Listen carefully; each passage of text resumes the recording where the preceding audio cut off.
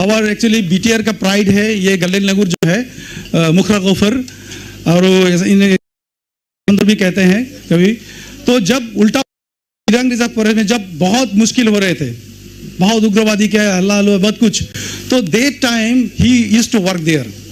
So I am always feel proud to introduce Yeshu when there was a very nobody dared to go in. He was in the forest. He did his and he took and all the local boys to go with him. And that time it was very difficult. And many a times he escaped, narrow escape from life. Okay. So what we close friends know about this? To again, primary everything IUCN group. But above all, he has been doing every year census, और census से बड़ी बात हो जाती है, estimate population golden लंगूर के population से BTR के जितने हैं, he is the person doing it, and what are the population golden langur. जनसाधारण का कैसे जुड़ा हुआ है वो बताएंगे sir. Thank you, Hirola. Good morning to everybody. Respected EM sirs, dignitaries on the dais, of the dais, participants and my dear students. मैं हिंदी में बोलना चाहूँगा। हिलोदा मुझे एम्बैरेस है कि ज़्यादा बोल दिए। Anyway, my topics is balancing act, navigating conservation challenges in the golden in the Anthropocene. Let's start with first the subject. आप लोग का ये तो पता है मुखरा गफूर है, लेकिन आप लोग कितने आदमी जानते हैं? आप लोग जानते हैं ये जो रामायण है हम लोग का, क्योंकि सर ने बताया, हम सर ने बता रहा था माइथोलॉजी के बारे में। The character Sugriva, the monkey king, monkey का जो राजा है, ये रिप्रेजेंट करता है, इसका वंशधर है, ये हनुमान नहीं है। तो हम लोग वी शुड फील प्राउड जे हमारा यहाँ पे काफी साल पहले जो मंकी किंगडम था उसका राजा यहाँ पर है। हम लोग मंकी किंग में रहते हैं। हाँ, हम लोग बजरंग बली को वर्शिप करते हैं, लेकिन हम लोग ये भी जानना चाहिए बोले बजरंग बली का जो वंशधर वो कहाँ रहते थे, पूर्वज कहाँ रहते थे, उनका राजा रहते थे यहाँ पे बीटीआर में। तो हम लोग we should feel proud of golden langurs. Now जैसे कि मेरा टॉपिक्स है human primate interaction, human animal interaction, तो ये सिग्निफाई करते हैं ये क्या इंटरेक्शन अभी चल रहा है। हाँ, नायकगांव रेंज ऑफिस है उसका सामने, और मैं एक केस स्टडी अभी बता रहा हूँ जो हम बीटीआर फॉरेस्ट, क्योंकि owners goes to BTR forest, so मैं नहीं हूँ, क्योंकि बीटीआर फॉरेस्ट नहीं होता तो कुछ नहीं होता। और मेरा साथी डीएफओ सीएसडी सारी लीडरशिप है, उन लोग के साथ हम काम कर रहे हैं अभी। तो एक केस स्टडी हम बता रहा हूँ इंटरेक्शन क्या है, क्योंकि इंटरेक्शन का बहुत सारे शेड है, उसका एक हम अभी बता रहा हूँ। तो उसका पहले हम थोड़ा गोल्डन लंगूर के बारे में थोड़ा बहुत जानकारी हम लेते हैं। ये सिर्फ 6 डिस्ट्रिक्ट ऑफ भूटान और 4 डिस्ट्रिक्ट ऑफ असम में मिलता है, ये बीटीआर में, बोंगाईगांव को छोड़ के दुनिया में कहीं पे भी नहीं है। तो हमारा जो बंदर का राजा का राज चलता था यहाँ पे उस टाइम में। हाँ, अभी भी उनका है वंशज है यहाँ पे। और ये हम लोग सोचते हैं बंदर होने से ही वो फल खाएगा, फ्रूट खाएगा, बंदर केला खाएगा, लेकिन ऐसा नहीं है। ये लोग फल खाने वाला बंदर नहीं है, ये पत्ता खाने वाला बंदर, लीफ खाता है, लीफ ईटर्स। हाँ, पत्ता सीड ये सारे खाते हैं, लेकिन बहुत कम खाते हैं। और बहुत किस्म का पेड़ का पौधा का ये पत्ता खाते हैं, 180 से 200 किस्म का ये। तो इसका कंजर्वेशन के लिए तो एक पौधा और पेड़ लगाने से नहीं होगा, एक किस्म का different type of species we should planted. And हम लोग का एक नोशन है जो फ्रूट प्लांट लगाना है, फ्रूट नहीं, लीफ बियरिंग प्लांट हमको लगाना है। उसके बाद इसका रिप्रोडक्शन, पहले जो जंगल में अच्छा जंगल था जब, तब उस टाइम में ये सीजनल ब्रीडर था, एक टाइम में वो बच्चा देते थे, ब्रीडिंग करते थे। लेकिन आजकल मेरा साथी यहाँ पर है डॉक्टर जयदीप शील, उन्होंने रिसर्च किया है फ्रैगमेंटेड में चक्रशिला उस एरिया में देखा गया, क्योंकि उनका जो वासस्थान है, हैबिटेट है, वो अभी करीब डिस्टर्ब हो गया, हाँ, डिग्रेडेड हो गया। तो इसलिए उनका भी बिहेवियर चेंज हो गया। वो आजकल प्राय थ्रू आउट ईयर वो ब्रीड करते हैं। और बेसिकली क्योंकि ये छोटा जगह मिलता है, तो ये एक हैबिटेट स्पेशलिस्ट है, लेकिन फूड जनरलिस्ट। हाँ, खाना ये सारे का सारे चीज खाते हैं, पत्ता ज़्यादा खाते हैं, लेकिन सारे का सारे जो ये है फल भी खाता है, इंसेक्ट भी खाता है, एग भी खाता है, लेकिन बेसिकली लीफ ईटर है। अभी देखते हैं इसका पॉपुलेशंस। जो लिटरेचर अवेलेबल है भूटान का तरफ से, पहले इसको माना जाता था कि करीब करीब 6,500 गोल्डन लंगूर भूटान का तरफ है, लेकिन रिसेंटली 2017 में उसका सिस्टमेटिक फर्स्ट सर्वे जो हुआ है, एज पर लिटरेचर देखा गया भूटान साइड में अभी 2516 एनिमल है एज पर द एस्टिमेशंस। उसका मतलब जो 6,500 था उससे all of a sudden come down to 2,500, मतलब ऑलमोस्ट 60% जो एस्टिमेशन का थोड़ा कमती आ रहा है। और इंडियन में हम जैसे कि हिलोल बता रहा है, हम लोग 1996-97 में स्टार्ट किए थे सर्वे फर्स्ट, उस डिस्टर्ब टर्मोइल टाइम में। तो उस टाइम में पहले तो पॉपुलेशन 1500 ये हुआ था। आज का डेट में आई फील प्राउड दैट आज का डेट में इसका एस्टिमेशन जो है 7,400। तो credit mass goes to the community, forest, all the stake holders.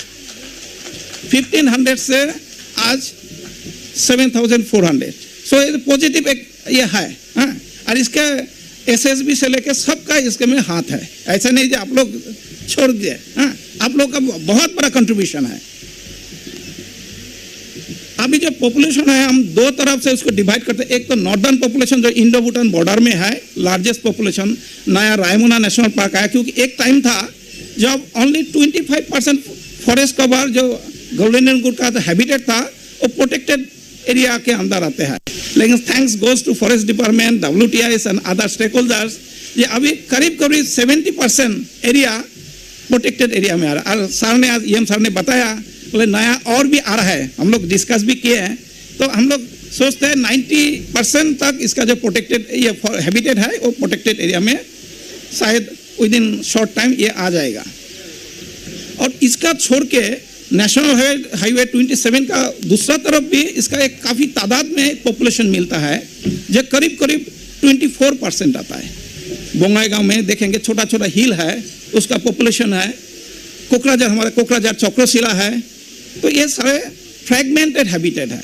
तो प्रॉब्लम हम उसका बारे में जो हम अभी बताऊंगा, जो हम लोग क्या इंटरवेंशन किए हैं फॉरेस्ट डिपार्टमेंट हल्टूगांव फॉरेस्ट डिवीजन के साथ मिलके। ये तो अच्छा बात है, लेकिन इसके साथ साथ एक बैड वाइब भी है। जो लास्ट 20 साल पहले यहाँ का जो फॉरेस्ट इसका बहुत डिस्टर्ब था। उस टाइम में टर्मोइल टाइम में जो गोल्डन लंगूर का वासस्थान था, हैबिटेट था, वो कैसे कैसे खत्म हुआ ये आप इसमें आपको पता चलेगा। तो इसका चलते क्या हुआ, जो सोर्स पॉपुलेशन था, बड़ा पॉपुलेशन था, कैसे छोटा छोटा हो गया। ऐसा है अभी बीच में गांव बैठ गया, कहाँ पे स्कूल बैठ गया, रोड आ गया, इंफ्रास्ट्रक्चर बैठ गया। इसका एक्चुअल पिक्चर आप यहाँ पर देखेंगे। ये जो मैप दिया है उसको हम दिखाने के लिए दिया है, कैसे था पहले अभी कैसे हो गया। पॉपुलेशन तो बढ़ रहा है, लेकिन इसका रहने का जो जगह है, क्योंकि आदमी भी बढ़ रहा है। हाँ, तो इसका चलते एक तो इंटरेक्शन तो हो ही रहा है, क्योंकि रिसोर्स तो उसका भी चाहिए, क्योंकि वो राजा था, वो पहले था, हमारा अग्रज था, पूर्वज था, उसका हक ज्यादा था यहाँ पे। लेकिन क्या हुआ, अभी हम आदमी रिसोर्सफुल ज़्यादा है, इंटेलेक्चुअल ज़्यादा है, कंपटीशन में हम लोग ओवरकम कर लेते हैं। बेचारी का अभी ऐसा हो गया कुछ एरिया में, पर्टिकुलरली दक्षिण साइड में, साउदर्न साइड फ्रैगमेंटेड एरिया में। और इसका साथ हम जो प्रोजेक्टेड फिगर है, जो अर्बनाइजेशन चल रहा है, इसका चलते जो projected global and the national one, हमने यहाँ पर नेशनल भी दिया है, जो करीब करीब 2030 में पॉपुलेशन, अर्बन पॉपुलेशन करीब करीब 50 करोड़ बढ़ जाएगा इंडिया का पॉपुलेशन 2008 से। तो इसका चलते जो डेवलपमेंट का प्रेशर होगा, तो ये बेचारी लोग कहाँ जाएगा। और अगर इसका प्रॉब्लम होता है तो हम पॉजिटिव, मैं पॉजिटिव आदमी हूँ, तो इसका मिटिगेट हम लोग कैसे कर सकते हैं। हाँ, इसका साथ डॉक्टर पूर्णिमा देवी ऑलरेडी बताया बात के बारे में, जो कैसे कोज एग्जिस्ट करना, क्योंकि ये नया टर्म है, कैसे हम एक साथ जुड़े रह जाते हैं, हमारा साथ भी वो भी बढ़े, 100 साल से बढ़े, ताकि हमारा कल्चर, हमारा एसोसिएशन एक साथ आगे बढ़े। तो कॉन्फ्लिक्ट का बारे में हम लोग ऑलरेडी बोले, जो कॉन्फ्लिक्ट का जो मेन ड्राइवर है, चालिका शक्ति है, वो है हैबिटेट लॉस। उनका जो रहने का जगह है वो लॉस हुआ है।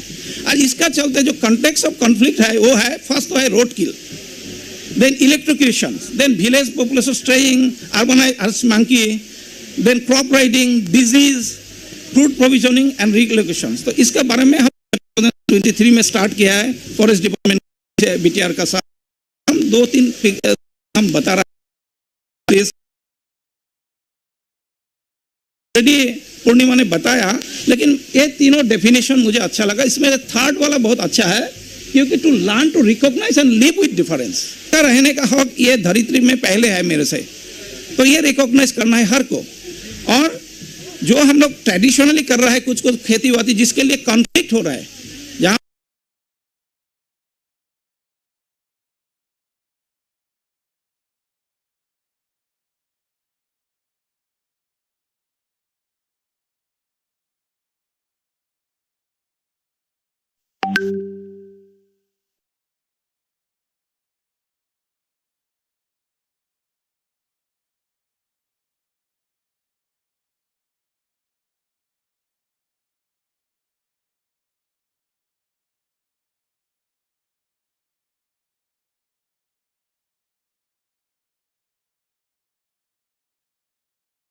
पे समझ, इसको दिखाओ और बोलो बोले धीरे से जाओ। देखा गया उसमें भी 84% आदमी फिर भी स्पीड से चलता है और अल्टीमेटली एक्सीडेंट होता है।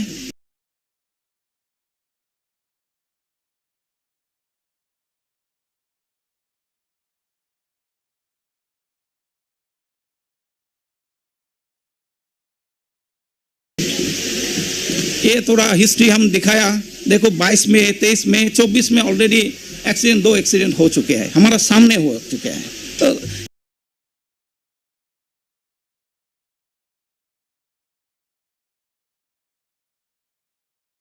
It's a very sad flight. हाँ, हम लोग कुछ नहीं, हम लोग रुका रहा है, लेकिन रुक नहीं रहा, फर्स्ट चल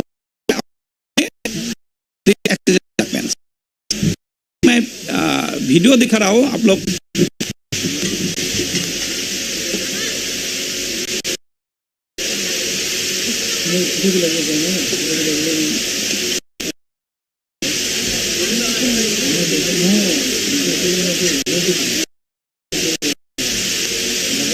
देखो उन लोग भी कुछ कुछ आइडिया कर लिया। पहले तो जो मेल है वो जाते हैं, पहले देखता है कहां से अच्छा होगा, लेकिन फिर भी इतना शातिर नहीं है वो लोग। तो अल्टीमेटली क्या होता है आप देखो, सी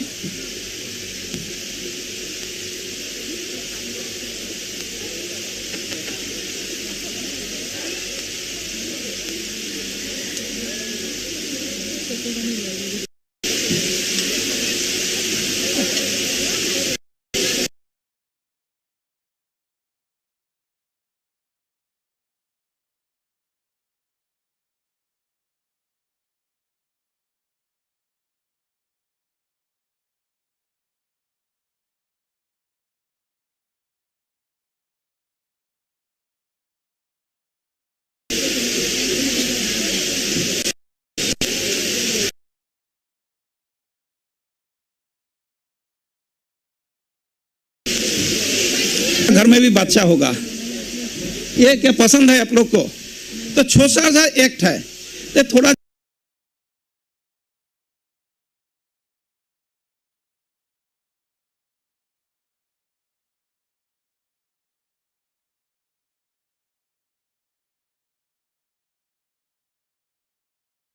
जहां पे धीरे चलना है, उससे धीरे चलने से भी बचेगा, आप भी बचोगे।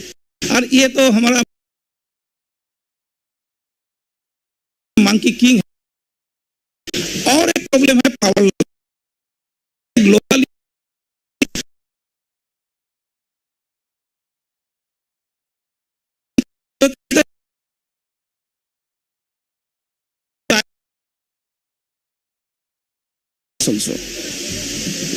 तो हम लोग ने स्टार्ट किए बीटीआर फॉरेस्ट डिपार्टमेंट के साथ, बोले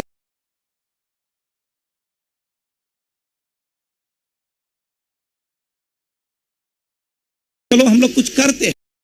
ये तो इंटरेक्शन हो गया नेगेटिव, पॉजिटिव कुछ करते हैं, डेवलपमेंट हम रोक नहीं सकते। तो हम लोग ने क्या किया, सिंपल से करना। ये प्रोग्राम हम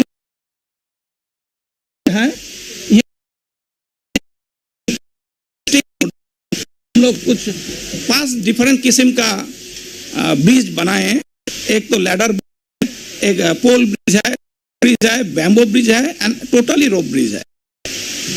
उसको हम लगाए पैर में, क्योंकि इसको लगाना है minimum 5 metre above the transmission line. तो सारे सिलेक्शन करना भी एक चैलेंजिंग टास्क है।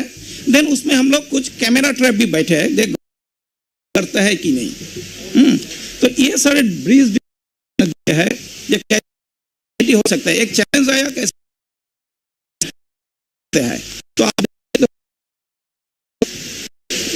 ब्रिज है, ये हम ब्रिज एंड हम देखिए initially golden prefer this artificial thing. वो लोग आते थे, कैमरा का साथ खेलते थे, उसमें बैठते थे लेकिन नहीं जाते थे, नहीं था। तो देखिए कैमरा का साथ वो खेल रहा है लेकिन जा नहीं रहा है। ये हुआ काफी टाइम से।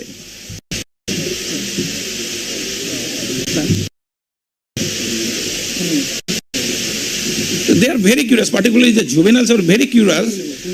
They play with these foreign things. So इसमें भी देखिए उन लोग को उसको खुलने का, क्योंकि हम लॉक किया है, उसको खुलने का ट्राई करते हैं। तो ये सारे करते हैं। तो बाद में वो धीरे धीरे थोड़ा एक्लेमेटाइज, जब कॉन्फिडेंस उसको बढ़ा तब जाके उन लोग उसको क्रॉस करना स्टार्ट किया। एक वीडियो है छोटा सा।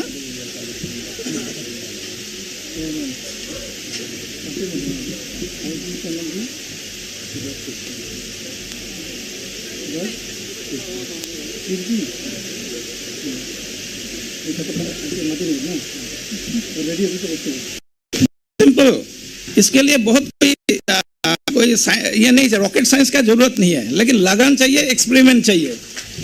ये बैम्बू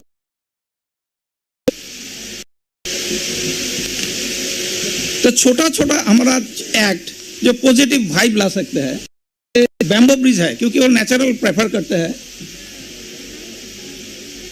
सिर्फ हमको कनेक्ट करना है उसको। पीवीसी पाइप है, कैमरा लगा हुआ है।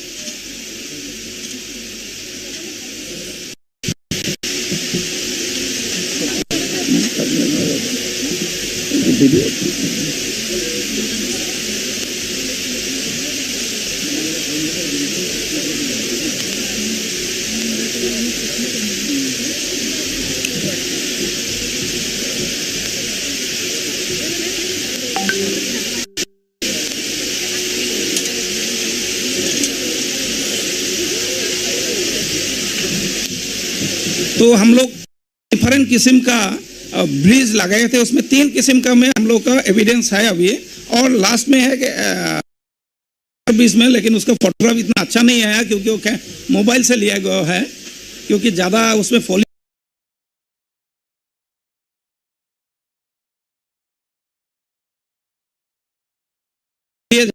ट्रैप में ज्यादा नहीं आया है, क्योंकि हम लोग टेस्टिंग मोड में था। आप इसको थोड़ा और भी लार्ज करेंगे, थोड़ा मास करेंगे, लेकिन इसमें फिर चेंज आ गया। रबर गार्डन वहां पे है, वो रबर होने के चलते ओनर है और रबर ट्री कट, जैसे कंटिन्यूटी अंदर तो प्रॉब्लम बहुत सारे। हम लोग भी क्या चलते में हम लोग रास्ता से होता है, तो ये तो बंदर है, उसको तो पता नहीं है पैर में, क्योंकि ये डायनेमिक चीज हम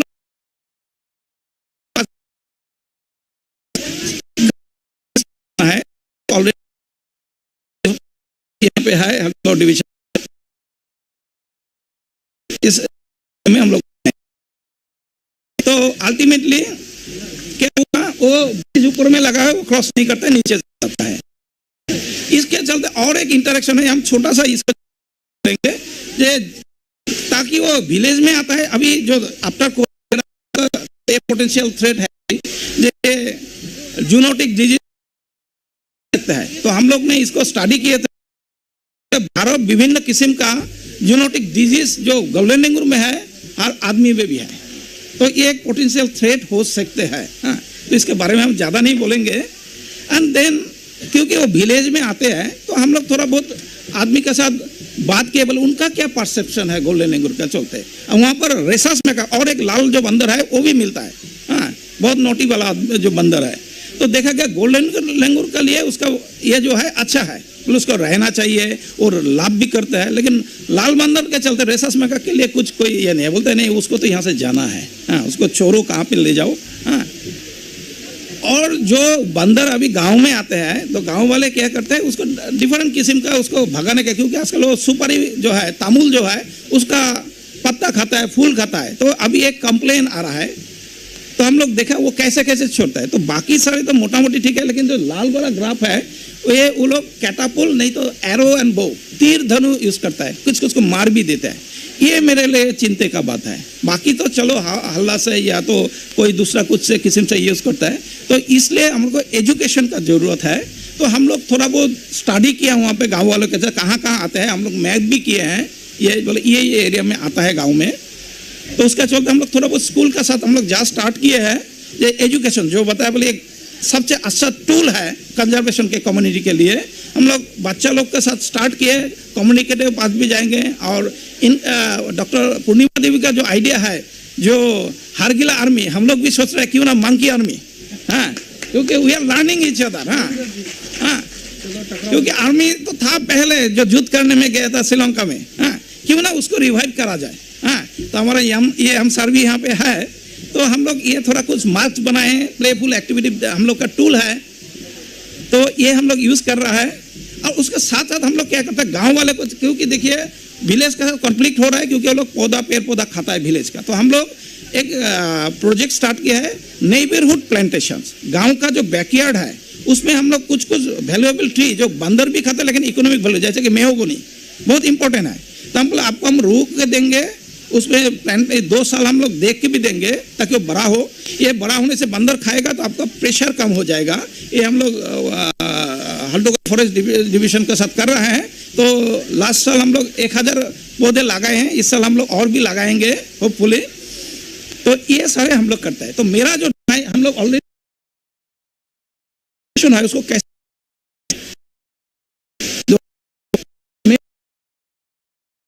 दूर है खेती बता रहा है उसको कैसे करके हम लोग उसको कनेक्ट करके कि वो लोग स्वस्थ रहे, जेनेटिकली एक्सचेंज हो और पॉपुलेशन भी वहां पर कोएग्जिस्ट करके हम लोग का साथ आदमी का साथ। Thank you listening me, thank you all. Thank you JC विश्वास।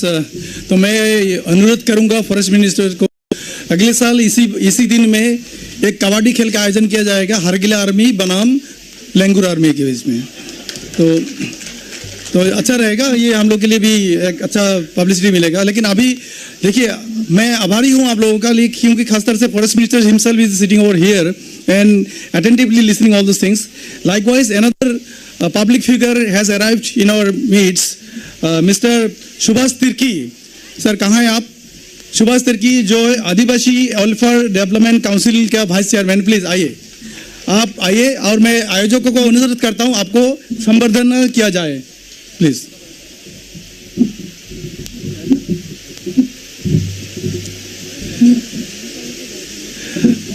फिर mister Bhanu Sinha from DFO कोचुगा डिवीजन प्लीज। अरे दिले, थैंक यू सर।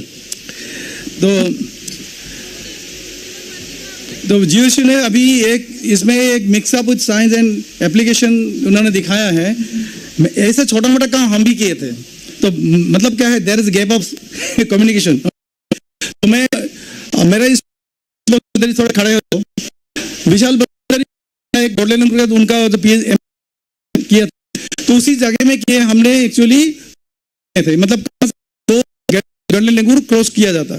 तो हम लोग मैपिंग भी कराए, वो भी जाके जो इनका जो हम लोग को भी मिला है, तंबुल का जो पेड़ का वो पत्ता खराब कर देते, पर्टिकुलर कोई कोई जगह है जहां से गोल्डन लेंगुर चले जाते हैं, तो उसी में ब्रीज करने से बहुत सारी हम लोग का ऐसा नहीं है कि बहुत पड़ेगा, ऐसा भी नहीं है। तो एक good approach. Now I would like to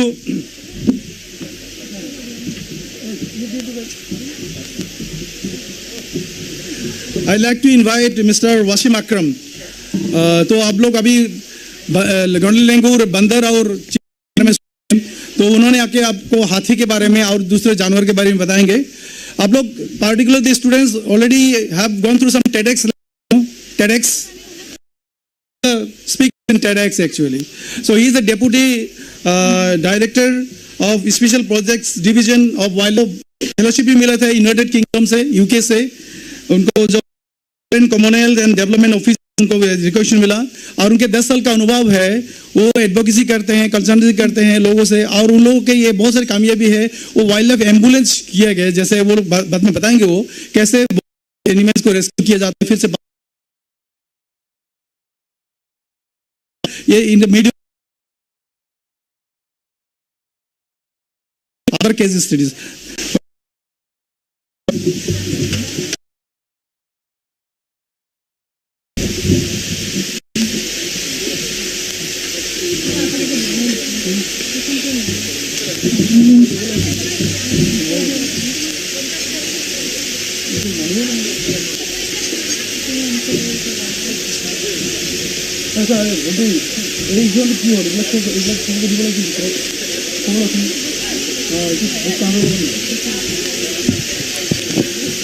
thank you for having me here. मैं बड़ा खुश हूँ यहाँ पे आके, और एक खुशी की बात ये भी है कि हमारा जो ऑडियंस है, मुझे हर तरह का एक्टर्स दिख रहा है जिसका कंट्रीब्यूशन लगता है ये कोएग्जिस्टेंस को अचीव करने में। मुझे युवा भी दिख रहे हैं, लोकल पब्लिक भी है, सिविल ऑर्गेनाइजेशंस भी है, एक्सपर्ट्स भी है, लीडरशिप भी है, ब्यूरोक्रेसी भी है और मीडिया भी है। तो ये बड़ा अच्छा एनकरेजिंग सिचुएशन है कि इस तरह का एक प्लेटफॉर्म क्रिएट किया गया for all of us to get together and discuss जो भी चैलेंजेस इंटरेक्शंस के ऊपर।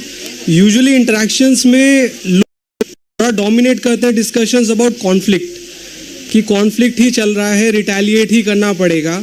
और सेट भी है क्योंकि हम लोग इतना एक्सपैंड कर रहे हैं, 40 CR से ऊपर चले गए, अभी हम उतना ही है। तो अभी जो हमारे साथ में एनिमल्स वगैरह हैं तो उनको हम और पुश करते जा रहे हैं थोड़ा हमारा हैबिटेट बढ़ाने के लिए, and that is a big problem and it leads to a lot of conflict. So मैं ट्राई करूँगा to cover whatever work we are doing in Wildlife SOS. SOS मतलब कोई emergency, and Wildlife SOS basically we deal with any kind of emergencies about wildlife across India. So just a summary of the projects that we have been doing. अभी हम लोग 12 wild rescue and rehabilitation centres operate कर रहे हैं। हम 13 states में active हैं across India. ये रिहैब सेंटर्स बेसिकली 1990s में थोड़ा इमर्ज हुआ टर्म, रेस्क्यू करना है, रिहेबिलिटेट करना है। उससे पहले people use to mostly talk about hunting कर लो, लीथल कंट्रोल कर लो या कैप्चर कर लो। रेस्क्यू का सिचुएशन थोड़ा 1990s में इमर्ज हुआ और अभी थोड़ा एस्टैब्लिश हो रहा है। Even here since yesterday I have managed to speak to some of the snake rescuers from Assam and they are doing very amazing work. तो बड़ा इनकरेजिंग लगता है सुन के that people are active in this field now. So just like जो मेरे से पहले जो स्पीकर्स बोल के गए हैं, they are working with the communities. We are also working with several communities जो पहले जानवरों के ऊपर डिपेंड करते थे to earn a livelihood. So we are working with them to rehabilitate them. These are just some of our government partners at state and central level. So how we started wild life SOS, ये 1990s में हुआ था। ये जो भालू आप देख रहे हैं, this is a sloth bear. ये स्पीशीज है स्लॉथ बेयर, रीच भी बोलते हैं इसको, बट ये वाइल्ड वाला नहीं है, ये रिहेबिलिटेटेड स्लॉथ बेयर है। कहाँ से रिहेबिलिटेट किया, क्यों किया, उसका कहानी यहाँ से शुरू हो रहा है। This was the condition of sloth bears in India, और ये लगभग 400 साल से ये कंडीशन था। मुगलों के टाइम से एक कम्युनिटी था कलंदर करके, और वो लोग भालुओं को नचाते थे, और आप लोगों ने, कई लोगों ने सुना भी होगा मस्त कलंदर। और जो लोग अंग्रेज लोग, बाहर से विदेशी लोग आते थे दिल्ली में कि आगरा जाना है, जयपुर जाना है, तो हाईवे पे, जो हाईवे से लोग जाते थे तो वो देखते थे ऐसे भालू नचाने वाले बहुत दिखते हैं। फतेहपुर सीकरी में इतना लोग नचाते थे भालुओं को। तो वी स्टार्टेड इन्वेस्टिगेटिंग कि ये कैसे हो रहा है कि एक जंगली भालू को इस तरीके से कोई नचा पा रहा है रस्सी डाल के। तो जब इन्वेस्टिगेशन हुआ तो समझ में आया कि कहानी कुछ ऐसा है, they go to the forest, mother को मार देते हैं, कब को वहाँ से पोच करके अपने नोमैडिक सेटलमेंट्स में ले आते हैं, फिर उसके बाद उनको कैप्टिव बनाने का प्रोसेस शुरू होता है। उसमें चाहे आप उसको खाना मत दीजिए, उसके कैनाइंस को तोड़ दीजिए ताकि वो अटैक भी ना कर पाए, उसके मजल से जो नेजल एरिया है उसमें से एक रोप पास कर दीजिए, वो इन्फेक्शन भी कर देगा। And whenever the rope used to be pulled, तो वो इन्फेक्शन की वजह से उसको पेन होता था, इसलिए वो भालू खड़ा होता था और ऐसे लोगों को लगता था कि ये नाच रहा है, but that was all false. तो इसलिए it was important to start some enforcement action on the ground. अब एनफोर्समेंट करना है, ठीक है, आप इनको सीज कर लीजिए, लेकर कहाँ जाएं? तब रिहैबिलिटेशन सेंटर्स सेटअप होना शुरू हुआ। हमने एक स्टार्ट किया आगरा में, Agra bear rescue facility is the largest sloth bear rehab centre in the world right now.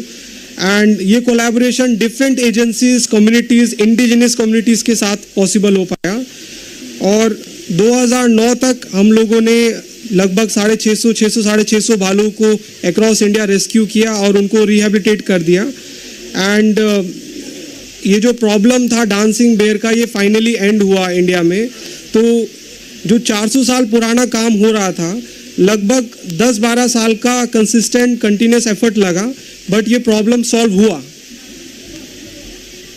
इस तरीके से एनफोर्समेंट के काम हुए थे। उस जमाने में एनफोर्समेंट में भी इतना आइडिया नहीं था इन चीज़ों के बारे में, और बड़ा रेयर होता है कि पुलिस ऑफिसर भी खुश हो रहा है कुछ ऐसा करते हुए भी। तो इस तरीके के जब मैटर्स आने लगे तो हमारा एनफोर्समेंट में भी थोड़ा नॉलेज गेन हुआ कि वाइल्ड लाइफ की ट्रैफिकिंग भी कोई चीज़ होती है। लोग यूजली ड्रग्स, आर्म्स, नारकोटिक्स, इन चीज़ों में ज़्यादा फोकस होता था, but now enforcement is also looking in to these things. I am very happy कि एनफोर्समेंट के लोग यहाँ पे भी बैठे हुए हैं, क्योंकि हम थोड़ा ट्रांस बाउंड्री इलाके में हैं, तो ये बहुत ज़रूरी है कि हमें बॉर्डर्स को भी सिक्योर करना है।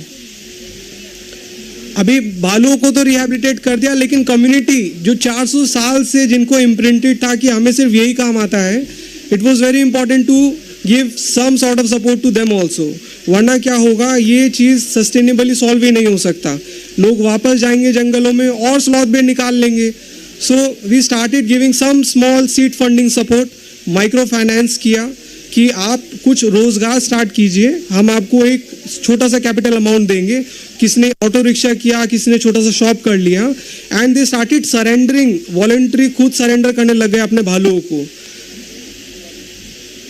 And then we started working with the community women also. जब लोगों को लगा कि इसमें तो स्कोप है कि women also can earn some supplementary income for the family, then they started opening up. तो विमेन को भी स्किल एम्पावरमेंट, जैसे अभी मेरे से पहले पूर्णिमा मैडम ने भी यही बताया कि कितना इम्पोर्टेंट होता है कम्युनिटी को एंगेज करना, तो हमने भी ऐसा ही कुछ मॉड्यूल्स ट्राई किए, चाहे वो कैंडल मेकिंग हो, एम्ब्रॉयडरी हो, जो भी उनको आता था या सीखना चाहते थे, we started looking into those things. तो लगभग 2000 कैलेंडर विमेन अभी भी हमारे से जुड़े हुए हैं, and they produce such fantastic handicrafts. और ये फ्यूचर को सिक्योर करना है। ये कम्युनिटी अगर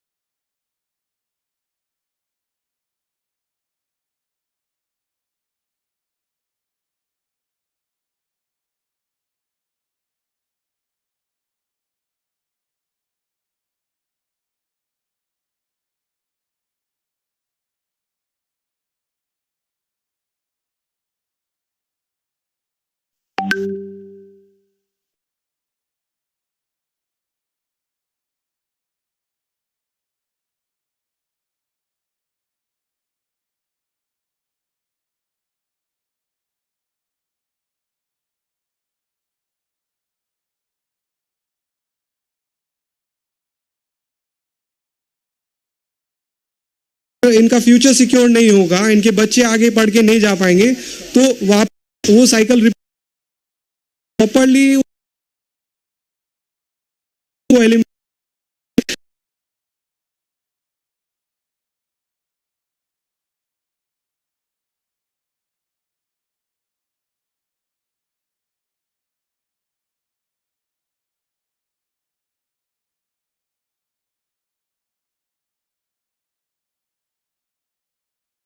We are supporting the Kalandar community